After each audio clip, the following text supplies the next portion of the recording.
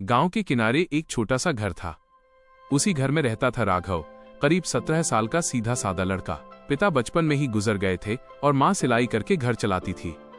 राघव पढ़ाई में ठीक था, लेकिन हालात ऐसे थे कि कई बार स्कूल छोड़ने का ख्याल भी आता था।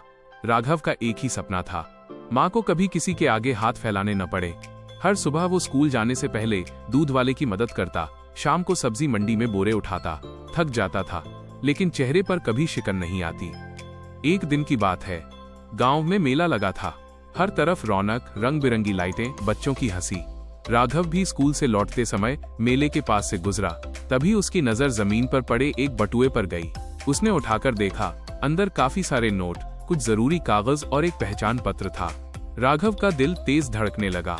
इतने पैसों से तो उसकी माँ की कई परेशानियां खत्म हो सकती थीं। स्कूल की फीस, घर का किराया, टूटी छत। एक पल के लिए उसके कदम रुक गए। अगर मैं रख लूं तो किसे पता चलेगा? लेकिन उसी पल माँ की आवाज उसके कानों में गूंज गई, बेटा, मेहनत से कमाया हुआ थोड़ा भी हो, चोरी से मिले ढेर से ज्यादा पवित्र होता है। राघव ने बटुए को कसकर पकड़ा और पहचान पत्र पर लिखे पते की ओर चल पड़ा। पता गांव से थोड़ा दूर शहर के पुराने हिस्से में था। वहां पहुंचते पहुंचते शाम हो गई। घर के बाहर एक बुजुर्ग आदमी परेशान हालत में बैठा था, आंखों में बेचैनी। राघव ने धीरे से पूछा, काका, क्या आपका बटुआ कहीं गिर गया था? बुजुर्ग चौंक गए। हाँ बेटा, आज जमीन का सौदा था, सारे पैसे उसी में थे। अगर नहीं मिला तो सब खत्म हो जाएगा। राघव ने बिना कुछ कहे बटुआ आगे बढ़ा दिया। बुजुर्ग की आंखों में आंसू आ गए। उन्होंने कांपते हाथों से बटुआ पकड़ा और बोले, बेटा, तू भगवान का भेजा हुआ फरिश्ता है। उन्होंने इनाम के तौर पर कुछ पैसे देने चाहे, लेकिन राघव ने सिर हिला दिया। नहीं काका, ये मेरे नहीं है। बुजुर्ग ने उसका नाम, स्कूल और हालात पूछे। सब सुनकर वे कुछ देर चुप रहे।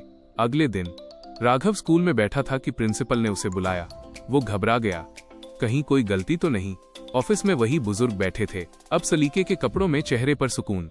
उन्होंने सबके सामने कहा, ये लड़का सिर्फ ईमानदार नहीं, मजबूत चरित्र वाला है। ऐसे बच्चे देश का भविष्य होते हैं। उसी दिन राघव को पूरी छात्रवृत्ति, माँ के लिए सिलाई मशीन और पढ़ाई के साथ काम करने का एक सम्मानजनक मौका मिला। घर लौटकर राघव ने माँ के पैर छुए। माँ की आंखों से आंसू बह निकले।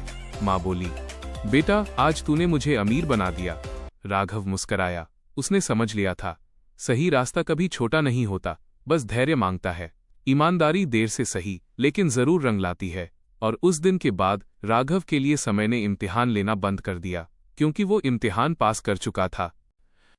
राघव की कहानी वास्तव में बहुत प्रेरणादायक है। यह याद दिलाती है कि ईमानदारी की चमक कभी फीकी नहीं पड़ती।